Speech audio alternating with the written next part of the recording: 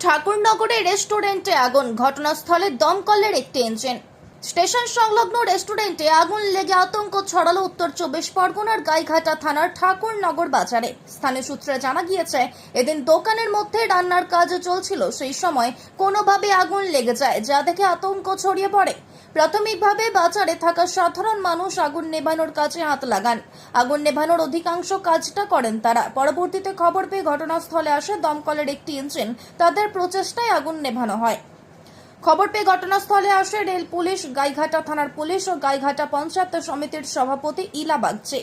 তিনি বলেন, gas cylinder থেকে কোনোভাবে আগুন লেগে যায়। হাট বাজারে লোক বেশি থাকায় তারা আগুন নেভানোর কাজ করেন, ফলে বড় কোনো দুর্ঘটনা ঘটেনি।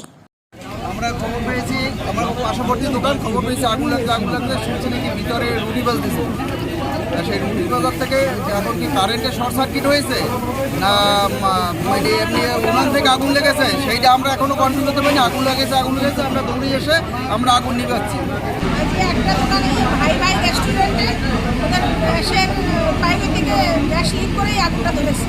তো পর্যাপ্ত পরিমাণে মানুষ বাজারে আজকে ছিল বলে তেমন ক্ষয়ক্ষতি হয়নি। ওই একটা দোকানই খুলেছে, আর ফায়ার ব্রিগেড সব এসে গেছে। এখন আর বারংবার বাজারে এই ধরনের আগুন লাগছে, এটা কি কোথাও সচেতনতার অভাব?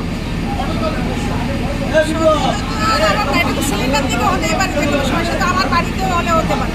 এটা সিলিন্ডার থেকে লিক করে হয়েছে। আর যদি ইলেকট্রিসিটি থেকে হতো, কারণ হাজারো তার বাজারে, কোথা থেকে কী হবে সেটা তো বোঝা মুশকিল। সচেতনা আগুনের দিকে মানুষ থাকতেই চায়, সচেতনতার অভাব নেই। বাজারে সবাই মোটামুটি সবসময় সতর্ক থাকে। দেখা গেল যে ফায়ার ব্রিগেড আসার আগেই সাধারণ মানুষ আগুন নিভিয়ে ফেলেছে। কার্যত আগের দিন আপনি বলেছিলেন ফায়ার ব্রিগেড খুব ভালো সময় তাড়াতাড়ি এসছে, আজকে ঠিক ততটা লেট। তাড়াতাড়ি তারা এসছে, কারণ বাজারে যেহেতু দিনের বেলা এবং বাজার চালু রয়েছে। আজকে হলো বুধবার, হাটের বাইরের দিকে